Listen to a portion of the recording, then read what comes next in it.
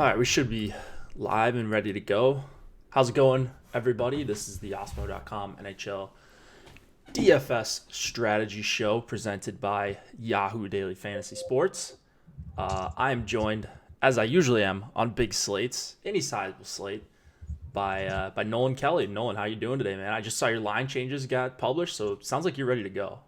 I'm ready, man. There's lots going on tonight. I feel like this is one of those nights where you have an edge if you're sharp and you're paying attention to what's going on, because we got a lot of stuff to talk about. There's a lot of moving parts and a lot of sneaky spots, I think, that are going maybe under own. So I'm looking forward to breaking down this slate with you tonight.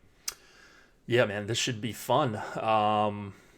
Like you said, a lot of moving parts. So I think it's going to be essential that if you're playing multiple lineups, especially, or if you're playing one lineup and you just want to make sure things are the way they're supposed to be, I would suggest being around your computer or your phone or whatever. Be available to make changes when it gets closer to lock time. Specifically, 6:30 Eastern to 7 Eastern is going to be a big time, and then some news in the 7:30 Eastern games. It's going to make it pretty tricky how to handle that for the MME guys like myself and like for you, Nolan. Don't have free content to talk about today, but that will, I'm sure, be back tomorrow. Just checked with Brett to make sure. We do have a couple NHL articles out for free. The NHL cheat sheets. I posted that link in YouTube chat. I will post this. Not the line changes. The line changes are premium, but the power plays as well. Slim Cliffy did these. Got them up this morning. Of course, use your discretion when it comes to Braden Point. We'll talk about injuries, but Braden Point was one of the guys he was on. That happens sometimes. It's all good stuff. So give that a read. Give the cheat sheets a look over. And got to mention Yahoo Daily Fantasy Sports. We love playing over on Yahoo. And tonight they're running out their $12 once again, $200 to first. Let's see what they got for the management fee. Under 11%. So 4 or 5% lower than what you're going to see elsewhere on some other bigger sites. That's the advantage of playing over on Yahoo. And then got to check out their NFL contests. And I'm going to look at NBA. I've never looked at their NBA contests, but I'm sure they're pretty good. Yeah, they're good. Yeah. They've got the $10 baller for NFL this week, 150 max, 10.1% management fee. Hard to beat that. Flatter payout structure, all the good stuff. NBA, they've got a $10 5K to first. That's a pretty nice tournament. 12% management fee, still much lower than what you're going to see elsewhere. $25,000 pool and flatter payout structure than what you're going to see elsewhere. So good to see on Yahoo. We love Yahoo Daily Fantasy Sports. When you do sign up, make sure you use the promo code AWESOMO to get up to $30 in Yahoo Sports rewards points, which is cash on Yahoo Daily Fantasy. All right, man. Let's do it. Let's get into the games. You're going to be talking a lot because there's a bunch of injury stuff going on. So I'm just going to hand it over to you for at least a handful of these games, and we'll see what we can parse out. Let's start with – actually, I almost forgot. Lineup study. We got to check out lineup study from last night. We'll take a quick look, and then we'll get into the 9 games. I knew I was forgetting something. So we'll go to lineup study. Did you get to see anything – last night that you thought was interesting? Any of the contests? No. I feel I had a couple top tens in the small in the nice. 20 minutes. Just sort of popped in some mini. I kind of went with the 2-2-1. I did half 3-2-1s and half 2-2-1s for the most part on that slate. They're such weird slates.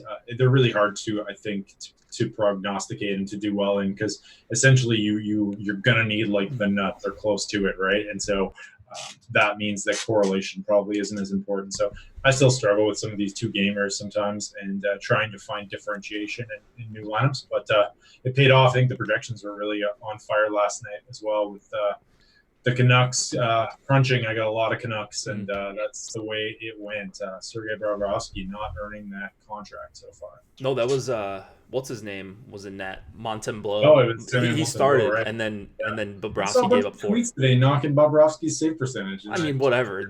Florida was just gonna get trounced last night, anyways. But yeah, did he get yanked at all or no? What's that?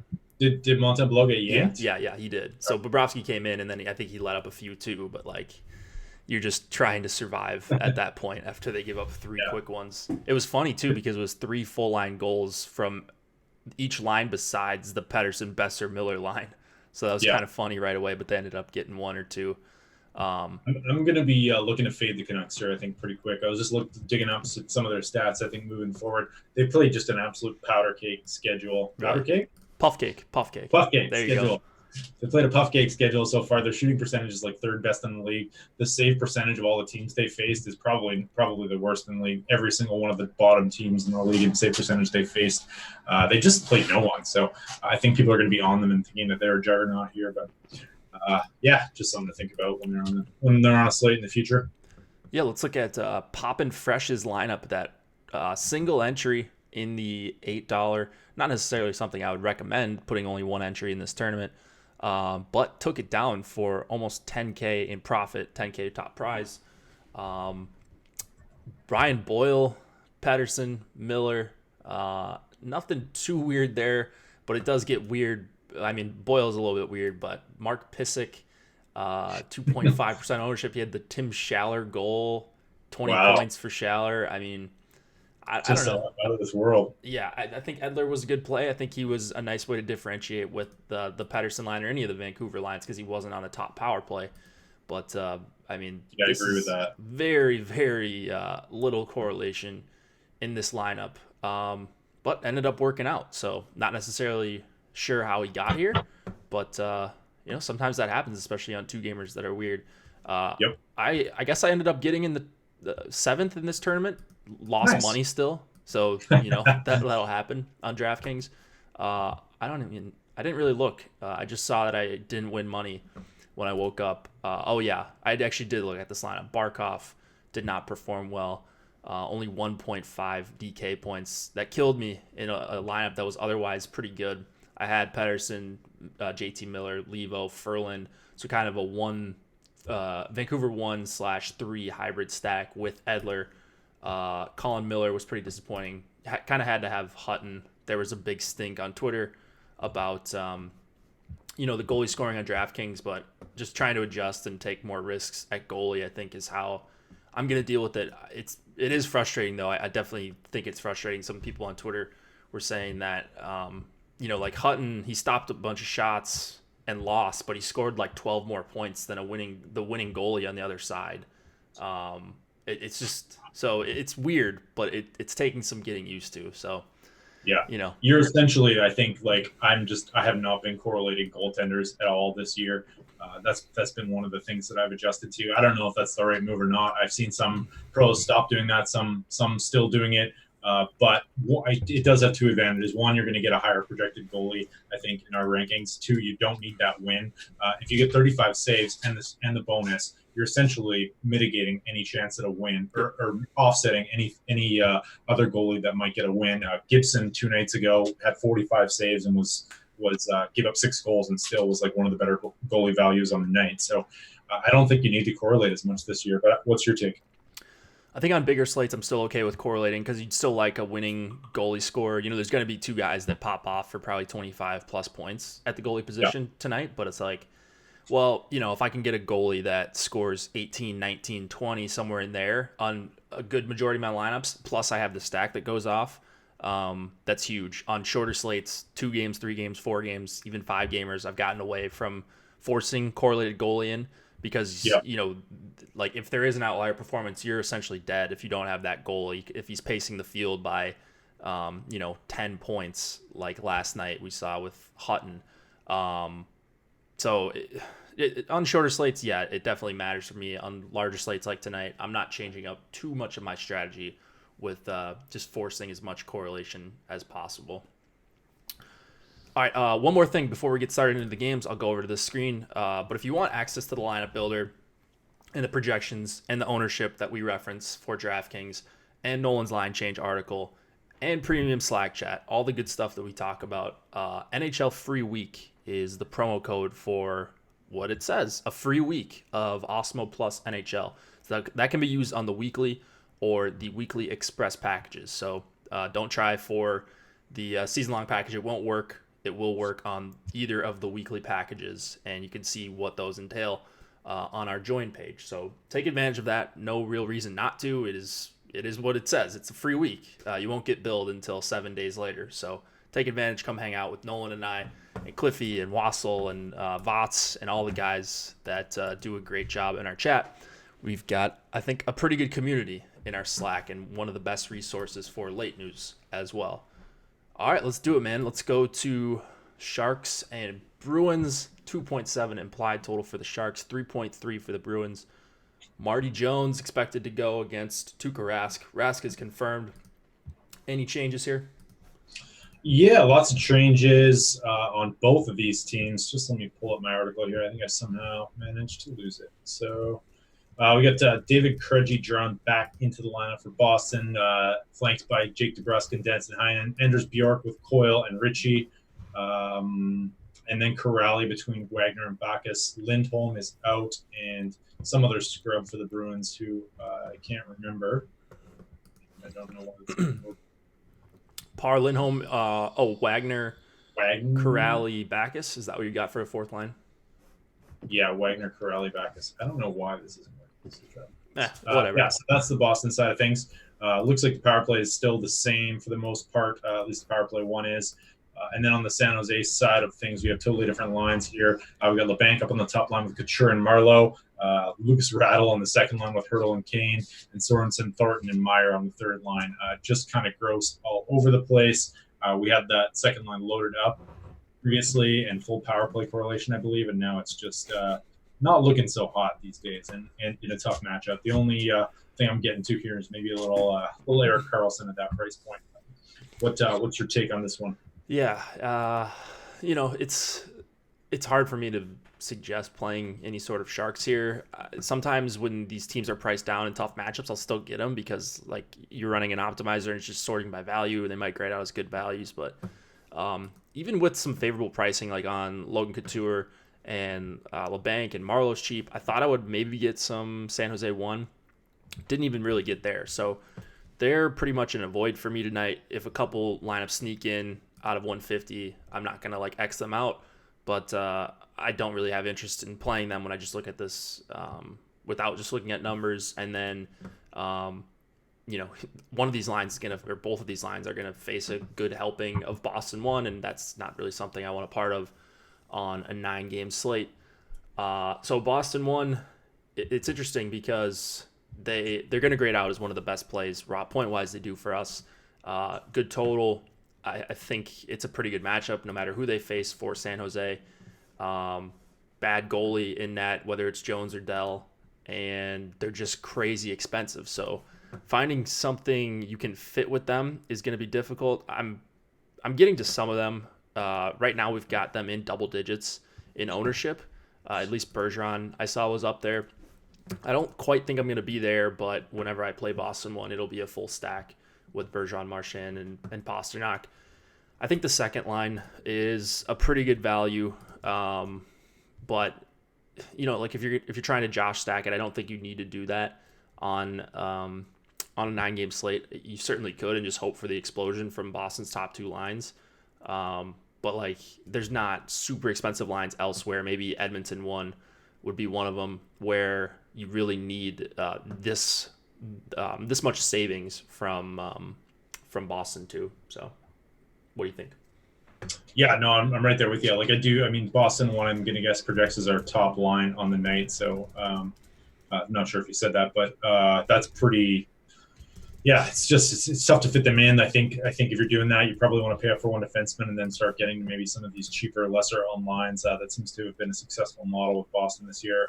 They have a slate high 3.9 implied total, so I don't really have any problem with playing them. But it's just a matter of finding those combinations that are both projected for high scores and also going to be low owned.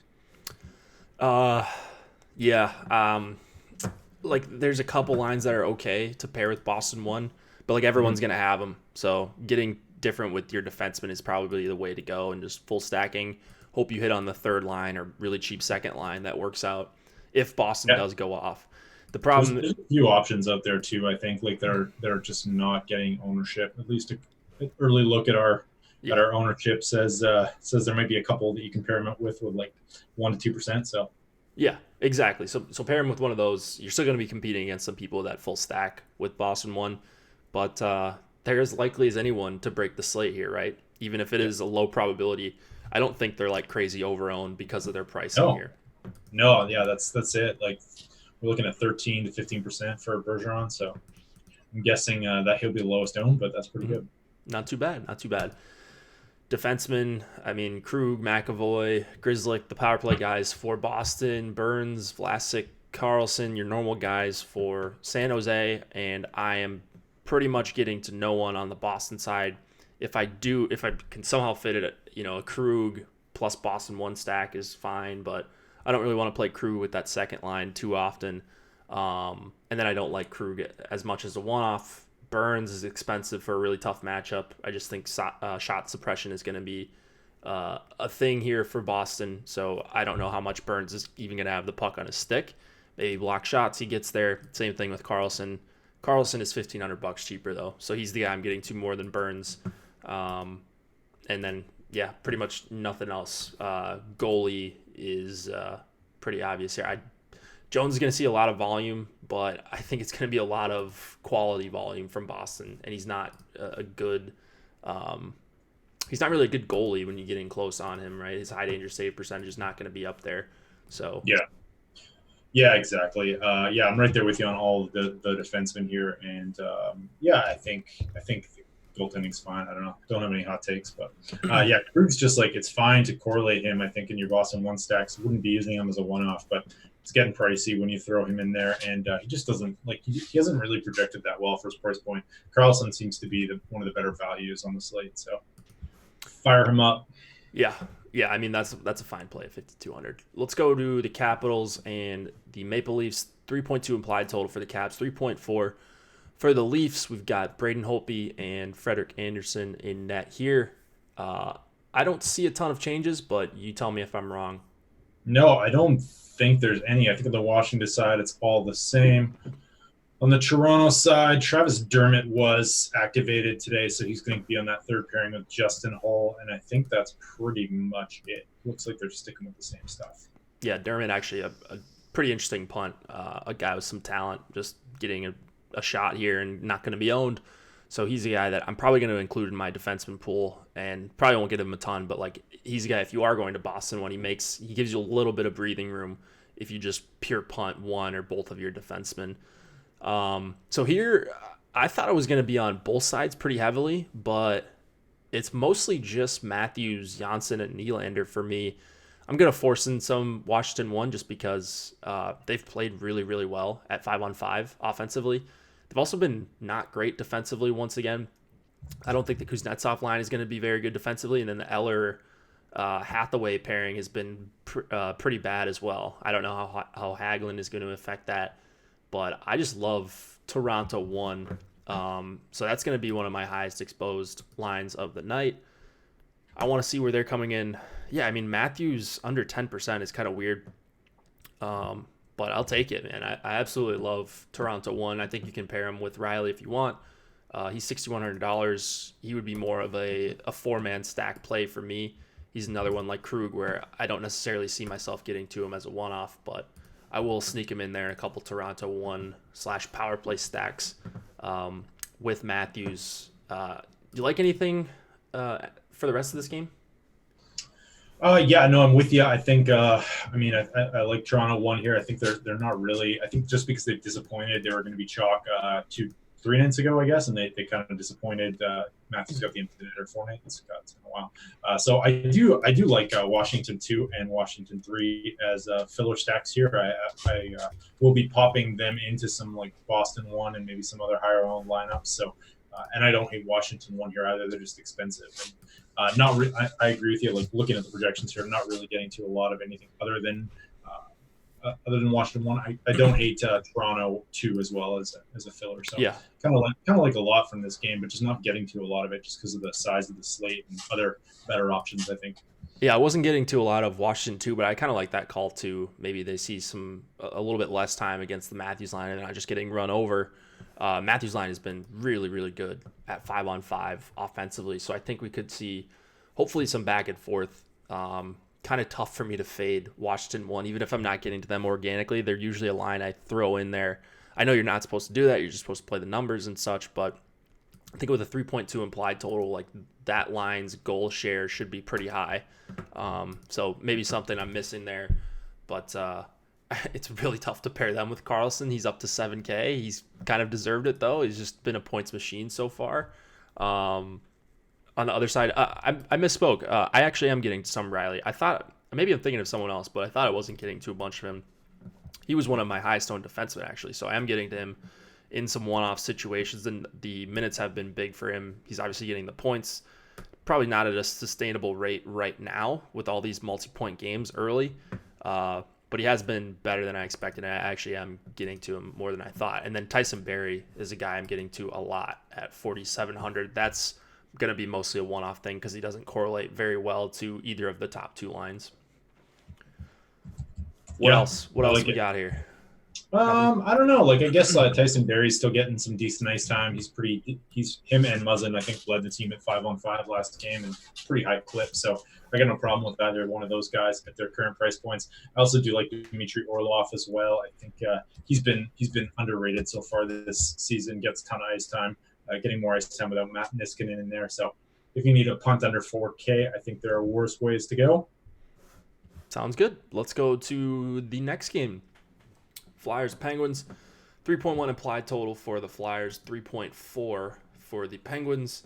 Brian Elliott and Matt Murray in net. Let's see, Bukestad is Galchenyuk is the one that's returning, right?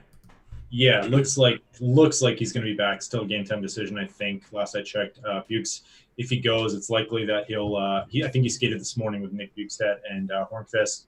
And then that would push McCann down between Cahoon and Rust. As well, Brian Dumoulin is back and on the top pairing, or is expected to be back, I should say, on the top pairing with Chris Letang. So another bargain defenseman that I don't hate, but probably am not going to be playing too much tonight. And the daily faceoff has Galchenyuk on the top power play as well, though I haven't confirmed that yet. For the Philly side, I think everything's the same. I believe you are correct on the Philly part for sure. And then I just actually got a notification that Galchenyuk they just activated him, so expect him to be in. There you go. Makes it so I think there's two playable lines on Pittsburgh. My focus is on the Crosby line, and I've just talked about them a bunch about how good they've been at 5-on-5. I think they're going to get a really good matchup against Giroux, Van Riemsdyk, and Voracek. You get top power play with Gensel and Crosby, and then Simone is up to 4,300, so hopefully that gets off some people off of them as the full stack, and maybe he contributes and notches a goal or something like that. But I do think this is a really, really good Pittsburgh one spot. And I'm kind of, on the other side, trying to avoid Giroux, Van Riemsdyk, and Voracek a little bit.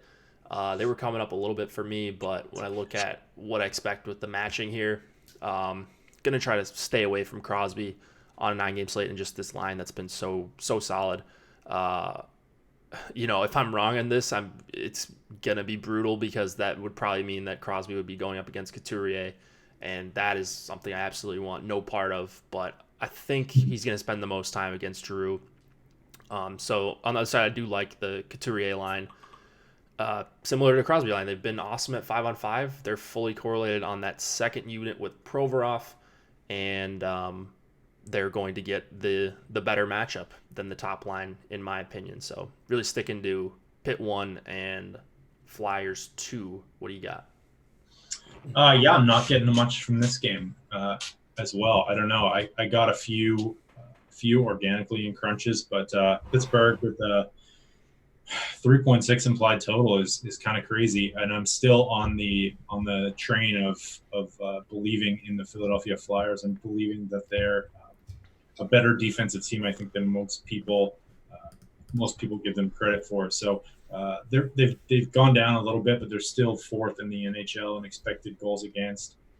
So they haven't gotten great goaltending, but their team defense has been amazing. Scoring chances against, first in the NHL. High danger chances against, third in the NHL. So I'm a believer in this Philly team, and that's why maybe the projections maybe I'm just going to disagree a little bit with the projections here and fade the Pittsburgh side. Although I think I could see like rostering. I mean, having a couple of Pittsburgh one and then rostering some of these depth lines as well might not be a bad option. But if you like you said, if Crosby's going up against Giroux, then the Pittsburgh depth lines become a lot less appealing. Yeah, for sure. I don't know. I think Philly is going to be better, but I kind of make an exception for these lines that dominate at 5-on-5. People saying in chat that Philly owns Pittsburgh and Pittsburgh. I mean, I don't really pay attention to that. I don't think that kind of stuff is predictive, but you never know. It's certainly not worth totally discounting. Right? Couturier going to be draped all over Crosby. I mean, Pittsburgh's the home team here, so if they don't want that matchup, they can avoid it as best they can. So I don't think that's going to be an issue unless for whatever reason Pittsburgh wants that. Let's see. Anything else here? Goalies you want to talk about? Elliott at 7K, Murray at 8K. No, I wasn't. Not getting into too much of them, but Letang looks a little bit underpriced to me too, especially if I like Pitt 1. He's kind of the guy that goes with them. Logically, he's right now one of my highest owned defensemen. Just been playing him a ton early on the season. The shots have been there, the opportunity with the minutes, and he's stuck on the top power play unit basically the whole season. So he's pretty much my only defenseman target in this game. Yeah. Next one? I agree with you. Calgary? Yeah, all right, let's do it. Calgary and Carolina, 2.8 implied total for the Flames, 3.2 for Carolina. David Rittich and Peter Mrazek in net here. And some weird Flames lines here. Yeah, still rolling with the weird lines. It looks like they are going with their three-winger combo. Has DraftKings adjusted that yet? The three-winger, it's Lindholm is a center. He's a center on DraftKings now? Okay. Yeah. So, so we have Lindholm between Gaudreau and Tkachuk, which was like that last game against the Jets in the 84th Winter Classic in the past 5 years. Alan Quinn up on the second line with Sean Monahan and Sam Bennett. Backlund with Frolik and Lucic. So just gross all around. Daily Faceoff has Tobias Reeder listed on the fourth line, but I'm pretty sure he was put on waivers today. So I don't know what's up with that. Have to take a look at that while you're breaking down the slate. And then on the Carolina side of things, they've also switched up their lines, I think, since the last time they played, right? So it's Aho with Teravainen and Svechnikov. Kind of like that line a lot. Fogle up on the top line. Don't hate that lineup either with Jordan Staal and Niederreiter. And the third line's also been really good this year with Haula, Zingle, and Nikas. Yeah. Definitely prefer the Carolina side here. So I'm with you there. Like, I think you can make a decent argument on any of these three lines. I'm kind of centered around the Aho line, Aho, Svechnikov, and Teravainen. I think this line should be really good at 5-on-5. The power plays are all messed up, so you're not getting a lot of correlation there. But I guess technically Svechnikov and Teravainen are with Dougie Hamilton, so you've got a 6K Dougie Hamilton that you could pair with this mid-tier line. That might be a pretty good option. As far as matchups go, you're probably going to see Staal and Niederreiter and Fogle going up against Lindholm, Tkachuk, and Gaudreau. And then, I guess they should do that, right? But then what do you do with Backlund and Frolik? And then you've got just the ultimate plug in Milan Lucic on that line with them. So maybe they're not even going to be a good line at 5-on-5 anymore, where they've got him weighing them down. So I guess I'm not really worried about a lot of the Calgary lines defensively. So just give me Aho, Svechnikov, and Teravainen. That's where I'm making my living on this game. Yeah, I'm right there with you. They seem to be reasonably priced. Just look that up. Yeah, it's Derek Ryan, I think, on the fourth line for the Flames, according to BeatWriter there. So Daily Faceoff has that wrong. Which, I mean, like, Mangiapane, Jankowski, Ryan, that's not so terrible, right? If you're going to a fourth line tonight. Mangiapane. Oh, Jankowski's on there? Yes, Mangiapane centered, and Ryan centered by Mark Jankowski. So Daily Faceoff currently has something wrong. I don't even know where it is. Okay, that makes sense. They have Tobias Reeder in there, and he was waived today, I think, or yesterday. Yeah. So we haven't updated it on the screen. We still got Reeder, but you don't need to play Reeder anyways. I'm not digging as deep as Calgary for tonight, but that's a short slate line that you should look at. Mangiapane. Kind of decent for DFS when he's mid-price like that. And Calgary, I might throw in one of them. On a 9-gamer? Calgary 4? On the road? Boston won. Yeah, I guess Boston won. That's yeah, weirder stuff has happened. I mean, Eddie banked with like Arizona 4 earlier. Doesn't even? Oh This yeah, there's Dick Ryan. They're $7,500 for that line too. that's So crazy.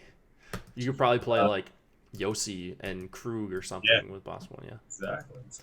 there's always a case to be made for a mega cheap line. Uh, Yep. you like Dougie at 6K, Geo on the other side at 6,200. Yeah, not digging Dougie too much tonight. Not getting on that top power play unit. I think there are just other spots I'd rather go. Wasn't getting too much of him in crunches, and then Giordano I think is fine as well. But maybe just like he's not kind of at that level that he was last year, but he's still getting tons and tons of ice time. Not shooting as much this year, but I mean, anytime you're getting like between 25 and 27 minutes, I think at that price point, why not use him? So I got no problem going to Mark Giordano tonight, and then Hamonic as well, coming up in a lot of our projections as a low price punt. He seems to always get projected pretty well. Probably has a lot to do with his block shot upside and his ice time as well.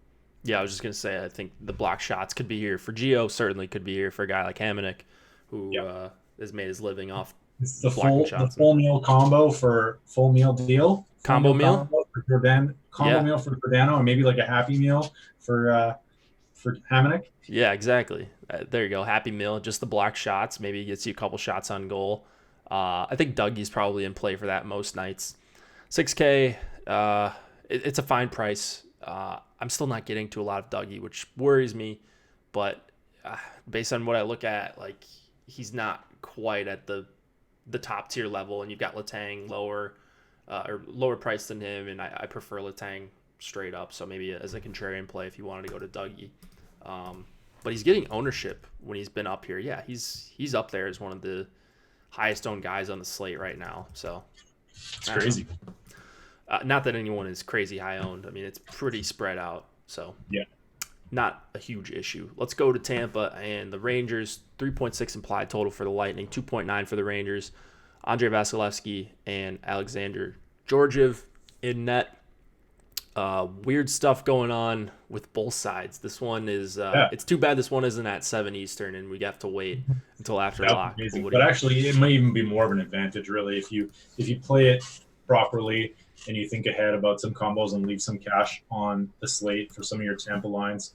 You compare Tampa 1. So without getting too much into these lines, it looks like none of them are set, basically. You tweeted something in chat today that one of the Rangers lines is set, and that's like, what is it, Kreider with Buchnevich and Philip Edel. Yeah. So that's the lone Rangers line. Apparently, that's going to be intact. We won't know until line rushes, and same thing for the Tampa side of things. So I'm just waiting on that one. I'm gonna be popping in some lineups where I have like a more expensive Tampa one, or like where I'm pairing like Kucherov and Stamkos, or maybe a high priced defenseman that starts at one of these later times. Like you can throw in, I don't know, a Roman Yossi, for example, into your Tampa 1 lineups, and then that just gives you some flexibility once it comes out to either move around, pay up, pay down, and just adjust on the fly. Because I think there's going to be a pretty big advantage to be had here if some combo comes up that we don't know about, especially if like on the off chance that Stamkos and Kucherov are united. So. Yeah, I think that's definitely in play. Stamkos and Kucherov being united. I think the other thing that's frustrating is I think Tyler Johnson, he's played center at times this year. Like he could go in center, Palat and Kucherov, and that'd be annoying with the 3 wingers if you're not fully prepared for that. So it's tough. I might just go Stamkos with Palat and Kucherov and just, adjust from there. If you get it right, then you get it right. But it also makes it difficult because Cirelli is a game time decision as well. Mm-hmm. And who knows what could happen there. So now you've just got essentially 2 centers on your team. Wasn't it Carter Verhaeghe? Didn't he center Palat and Kucherov earlier today? Like, there's no way they're going to let him do that, right? I don't think so. Yeah. I don't know. Like, it's going to be weird. Like, they might just end up loading it up.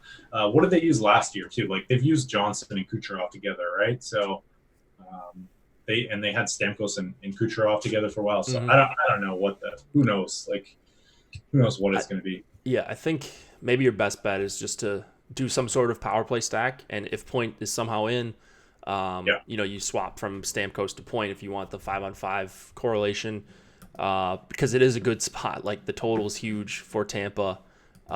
They should generate. Rangers have been the worst defensive team at 5-on-5 so far this season. Not expecting it to get better without Zibanejad. And so just I'm going to try to get creative with my Lightning stacks and just be prepared for shortly after lock. We should know this. So just be prepared to late swap if you are playing a bunch of Tampa like I plan to. Hedman included in that 5,800, but don't really have to worry about him playing. Do you like anything on the Rangers side? I mean, yeah, I guess I'm getting to that line that we talked about, the Kreider line, a little bit, and they're pretty cheap, so don't hate them. I think this game has the potential to be a fairly up-tempo game, though the Rangers are still implied for 2.7, which is not something you want to see, so I'm not going to have too much of the Rangers side. And I'm not sure if we mentioned, but Zibanejad is going to be out as well for this game. So, yep. Yeah, wait and see. But we saw with on Sunday, there was a huge edge to be had with some of these late changes. So late changes are always your friend. Yep. Strome, Panarin, Kakko is the line I would go with. It's just cheap, and you've got Panarin on there, and you've got guys that are probably going to play on the power play. So if that's a line, that would be something I'm interested in. I'm going to just play it like that is a line and play a few shares of them, and again swap if need be. But who knows what's going to happen here. Vasilevsky, Georgiev. I guess Georgiev's going to see some volume. You can make the case that if Point and Cirelli are out, Tampa's banged up and maybe can't generate as many quality chances. But $6,900, I'd rather pay up just a little bit more and get someone in the 7K range that's not quite as scary, even with the new scoring. Edmonton and Detroit, another game where we don't know what's going to happen with either team ever. Mikko Koskinen and Jimmy Howard in net here. 3 implied total for the Oilers, 2.9 for the Red Wings. Disgusting Red Wings lines here. Not sure what they're trying to pull. What do you see in this game? Yeah, so it's the same Red Wings lines as last time, isn't it? Yeah. So, just more continued. Darren Helm up on the top spot. Dennis Cholowski is out tonight. Joe Hickett's former college star, I think, debuting maybe? I don't know. Yeah. But he's paired up with Mike Green. Nemeth on the top pairing, your boy. Philip Hronik on the top power play with Mike Green. And then, it's just gross all around. Edmonton shuffling their middle six a little bit. RNH with Sam Gagner now and Kyra. And then James Neal, Gaetan Haas, and Alex Jason on the third line. Kind of a plugger. We're going to score all our goals within 2 feet line for Edmonton 3 there. So, good God, yeah, that's bad. 3 wingers. What is so? You've got a lone bright spot in Edmonton with McDavid and Draisaitl, and Kassian hasn't been the biggest plug, so you can include him in your Edmonton stacks. We saw that work out last week a couple times. McDavid's amazing. He can certainly overcome this matchup.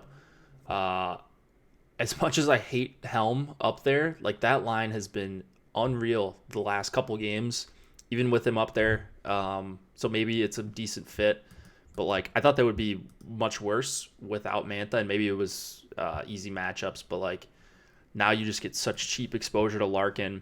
The problem is you just have to play Darren Helm to do so. So what you could do here is you could just play Mantha with Larkin and Bertuzzi and hope they get put back together. They did play a few minutes together in their last game. So if you don't want to play Helm, certainly understand that. You can play Mantha there. And you can also play the second line with Filppula, Athanasiou, and Mantha, just 2 wingers that can make things happen for Detroit. The downside is you have to play Filppula for 3,100. So it's a pretty annoying game all around. I'm not getting to a lot of Edmonton right now, and that is always worrisome. But I definitely am getting to Detroit. It's just a matter of how much Darren Helm I actually allow myself to play here. 3-2-1 stacks. No, I like the Detroit 2 line as well. I seem to be getting a lot of that, or a fair amount in crunches, more than I thought. Anyways, it's fairly cheap, decent spot, I think. So you think Larkin would go up against the McDavid line as much as possible? I think they're just going to play a lot of minutes for both sides, so I think they're just going to see a lot of time against each other. I am a little bit worried about this Oilers power play. They have been like their shooting percentage in the power play is unsustainable. It was at like 50% or something. So that's probably not going to keep up. But at the same time, they're still firing on all cylinders. 33% on the power play so far this year, and the Detroit Red Wings have been terrible. They're third worst in the NHL. So fire up some Oilers power play stacks. The recency bias is off James Neal, if you like. Oscar Klefbom getting a ton of minutes. So I do like the Oilers side of this one. They're super expensive, but yeah, tough to get away from them for sure. Or not tough to get away, but tough to fade them, I guess. Always a fearful fade. Yeah, the worst fade. As we saw last week, it can change in just a minute with McDavid and Draisaitl going nuts at the end of that Capitals game. That was very costly to me. That one was not fun. So I'm a little bit mad at McDavid still, but can't be mad too long. He's just incredible. So I get what I deserve for fading him sometimes, but he's like Washington when I was saying I'm going to try to force some in and leave a few lineups open and see what I can do. Defenseman here, Mike Green, 4,600. I'm guessing you're still on that. No, I'm not. Like the price is getting up there a little bit. It's almost $1,000 more than what he was. Let's just see what his minutes are like here. I mean, still power play one, but also two quarterbacks on that power play. Yeah, I don't love it. So I'm not probably not going to have much. I'd rather just pay up the extra 600 for someone like Carlson if I can fit him in. Fair enough. I like Green in the power play stacks against Edmonton. I think Edmonton's just been bailed out so much by McDavid this year. Like, it's just masked how bad I think they actually are at even strength. So I don't think they're going to have a great kill either. Klefbom, Nurse, not two guys I'm targeting all that much, but if I was going to go to one, it would be Klefbom playing with McDavid and Draisaitl on the power play. Yeah, I agree. All right, let's go to the next game. We've got the Blackhawks and the Predators, 2.8 implied total for the Hawks. 3.2 for the Preds. Robin Lehner expected to go against Pekka Rinne. We have, well, I don't want to steal your thunder. What do we got on the Nashville side? So Nashville looks like Matt Duchene is in. Philip Forsberg did skate today. I don't know. I forgot to check the update before we started. He's still listed as day-to-day on DraftKings. There's no update. Do you have anything on him? No, I was looking and searching him on Twitter to see if any of the beats were speculating that he might play tonight, but it sounds like he's not going to play. Sounds like not, right? So, yeah. But, it's one of those late swaps to keep your eye on for sure because he's going to get literally zero ownership. So, yeah, I don't hate that. I do like Nashville one here. I think Chicago's going with the same lines as last time. Didn't really Taze, Kane, Kajula, Strome, and DeBrincat on the fourth line, quote unquote fourth line. Yeah. So I don't really like that second line. The second line as much with Nylander on there. I feel like Nylander hasn't been good this year, but no, he hasn't at all. So and then Brent Seabrook has been benched as well. So that's something crazy. I can't believe we're here. Like 5 years ago, that would have been unthinkable, but here we are. Yeah, I kind of like Nashville side of this one. I like Nashville one actually a fair amount. Full power play correlation, I think. Yarncroc kind of showing some flashes there. I don't hate Nashville too as well, but you're not getting that full power play correlation though. As we've seen in the past with Nashville, you don't necessarily have that one power play getting all of the ice time. Looks like it was a 50-50, 60-40 split last game out. So. Yeah. I love Nashville one. I love the call there. They're going to be up there as one of my most popular lines tonight. I didn't look at ownership on them. Let me see. Yeah, that's a good call because that's like I feel like ownership's going to dictate a lot of that because they're not very highly owned. Good. I don't know. I certainly like it even more than I just did 10 seconds ago. Yeah, it's one of those things where like they haven't really done anything I think this year yet, and I think one of those plays that people want access to the Nashville offense, they tend to go with just getting their Roman Josi shares usually. So I like that. I like that call a lot. I even like the second line a little bit. I mean, I hate Turris, but I like Granlund for 39, and Duchesne Slim for 6 Cliffy's K. boy, man. Slim Cliffy's on the tourist bandwagon. I So saw that. I don't know. Maybe I'm missing something on Turris, but well, he used to be good. yeah, he did used to be good. Playing with Duchesne, I mean, back the old Ottawa Senators, right? Yeah, that's right. Yeah, I would be hammering the top line. I will be playing a bunch of the second line for Nashville. If you wanted to go to a Chicago line, I suppose it would be the top one. I just don't think it's a very good spot against Nashville. In Nashville, I rarely play teams with any sort of regularity in Nashville, unless they're like an elite team or have an elite line.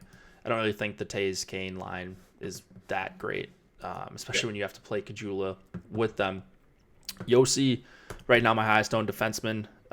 So the $6,800 price tag is not really doing anything to dissuade me off of that.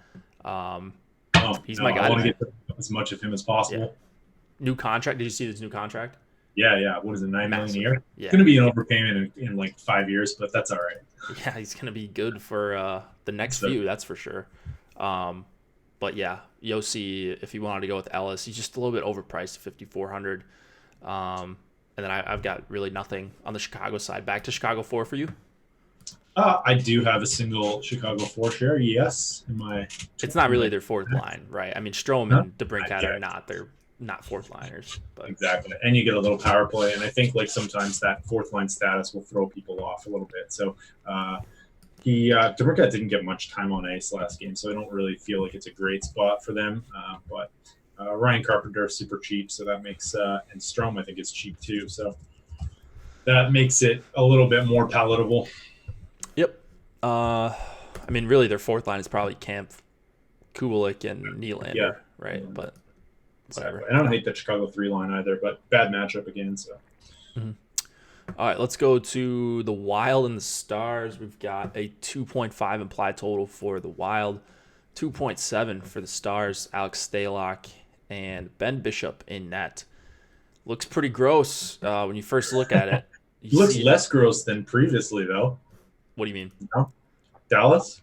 Oh, yeah. I mean, no Janmark on the top line. That experiment's been tried for the last few years, and that hasn't worked out. Dickinson hasn't worked out up there. Gurianov's gotten some run with Sagan. So at least now they're all on the line together. Yeah.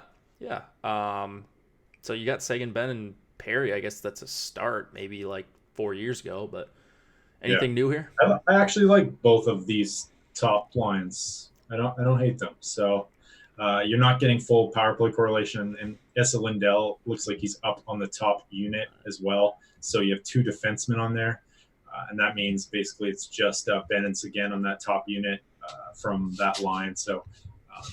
Not like don't love it, but like also this could be an okay spot for them. I don't know. Yeah, I thought maybe the low total would just they'd be low owned and I wouldn't have to worry about them. But Sagan's just too cheap. Jamie Benn's too cheap, even if they have underperformed. So that's the issue with Dallas here is they're getting a little bit of steam just because of their prices. It's not necessarily a great spot.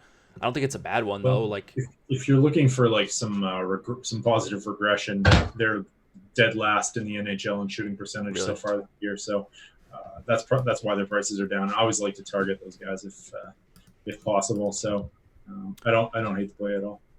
So yeah, like whoever's going up against Stalzuk or Zuccarello, I don't think that's a bad spot. Hopefully it's Sagan, Ben, and Perry. I don't have a real strong take. But I think Hintz, Radulov, and Pavelski as a secondary play is also fine. So I'm kind of splitting my exposure between the Dallas lines. They're not going to get much higher than like 5% for me, and that's fine. They're just going to be more of filler stacks at their prices and their projections for me tonight. So I'm fine with that. I'm not taking a heavy stance on Dallas. So maybe this will be the game they completely wreck the slate, but it doesn't really shape up to be like that, at least on average, with what Vegas is saying here. Not getting too much Minnesota, although I do kind of like this. I think it's the second line. They got a ton of ice time last game. Eriksson Ek with Condon and Parisi. Yes, yeah, they line. Did. They got at 5-on-5, anyways. They did, but maybe now that I'm looking at it, they really didn't. So it can be a little misleading sometimes. I mean, Eriksson Ek certainly got a bump. Cunnin, I don't know. They just like Cunnin, I guess. And then Parise always plays a bunch of minutes, so that makes sense. But yeah, this total is just like they have the lowest total on the slate, so like 2.3 goals. It's pretty. That's about as bad as you'll see a lot of times. So I'm just gonna probably opt to fade as much of this line, much of Minnesota as possible. Are you in on them, even though they're pretty cheap? I was getting them before. I think I'm more likely to probably just X them out. It's just a bad spot. Like Dallas just tries to grind it out. Like, could they get multiple goals? Sure, but that like other lines, like other filler lines, could too. They're just not a really good offensive team.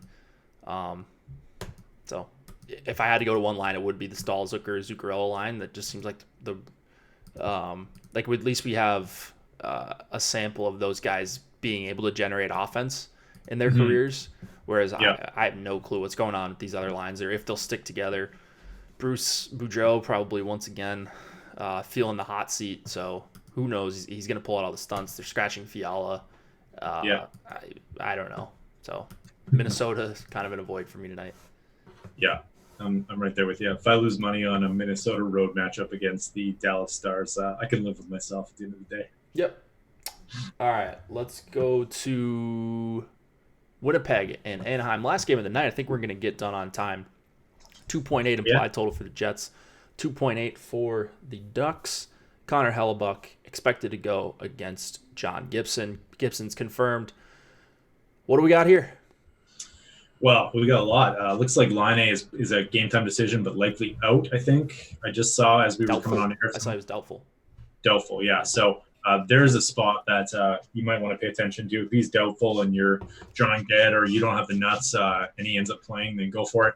Daily Faceoff has Kyle Connor on the top line and Ehlers on the second line. Have you seen anything about that? I have not. Okay. So I don't know what's going on with that. I think they're wrong. I was Googling the Jets beat writers, and I'll once you break this down, I'll Google again to see, or Twitter search them to see if anything has changed on that. But I would assume it's still Ehlers. Didn't see any lines from this morning, though. So I don't know. But maybe you want to give yourself a little safety there because Kyle Connor is about $1,100 cheaper than Ehlers. At the worst case scenario, you're still going to have yourself a power play one stack, so you probably don't need to stress, or you can just put Ehlers in there, pop Connor, and then deal with it as it comes. Maybe leave a little cash on the table, unfortunately, if Connor ends up on that top line. Ducks defense is just abysmal, so I think we were talking a little bit about the show. We're both pretty heavily on Winnipeg 1 tonight, thankfully not getting much ownership as well. And when you got good Branson and Delzato and Hampus Lindholm is out for the Ducks, like this Ducks decor is about as bad as it gets. So the only real question is whether or not Gibson's going to shut the door and have another, 48 save performance or what. Matt in chat said someone named Mitchell Clinton, Winnipeg beat writer, has Connor on the first line from practice yesterday. Clinton. Yeah, so that also, like, I'm sure that was tweeted out, like, Matt's on top of it usually, but like I wonder if that's one of those things too where it's just like they said it in passing and like just meant to say that it was someone else or whatever, like it's just a mistake, or because like why wouldn't it's other weird because also Line was on that, like I think we're probably not going to know essentially because like Line is also in those lines, right? So so I think you kind of have to put Ehlers up there, right, and then swap down if you need to. That's probably what I'm going to do just to be safe. Save the $900. And if I have $900 left over in my lineup, oh well. Like I just love the spot for Winnipeg here. You mentioned the decor for Anaheim, just laughably bad with no Lindholm. Awful. Jacob Larson, Corbin Holzer, Michael Delzato, Eric Gudbranson, Josh Mahura. Those are literally 5 guys that should not be playing in the NHL. That's all 5 of your defensemen. Yep. AHLers, every single last one of them. So, and Gouli is also a game time decision as well. Gouli. No, Gouli, I think he's out. One of the guys said, because it is Mahura that's taking his spot. It sounds like. So Josh Manson also on the DL. So man, yeah, dude, it's terrible for the Ducks. I think they're probably going to be able to generate some offense though.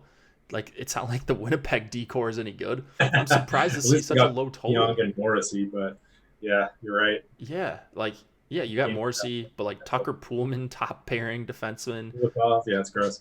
Yeah, it's bad. It's pretty gross. So I kind of like. Well, I love Winnipeg 1. I like the value on the Duck side too. I wish Getzlaf was, I wish Kasha was a thing, but obviously we don't have that right now. Henrique, Raquel, and Silverberg. I'm coming around to them a little bit. They're 15-5, so they're not going to grade out as a great value, whereas Anaheim 1 might grade out as a pretty good value, depending on what projection system you're using. If you're using ours, you're probably going to like their value rating.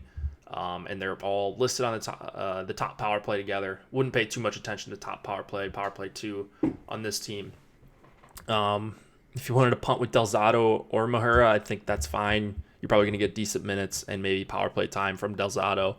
But this game looked pretty gross at first, but the more and more I've looked at it, like I think there's going to be a lot of quality chances on both sides, and we'll see if Gibson can stand on his head. Yeah. I guess that's going to do it for us, man. Well, we did pretty well. Yeah. A minute late. Oh, yeah. Who cares? A minute late. If you guys are waiting for the basketball show.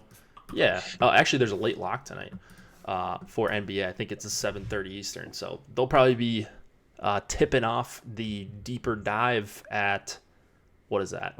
28 minutes, whatever time that is in your guys' time zone. Who would you pick? This game is a showdown game on DraftKings. Who would you pick as your captain in the Jets-Ducks game?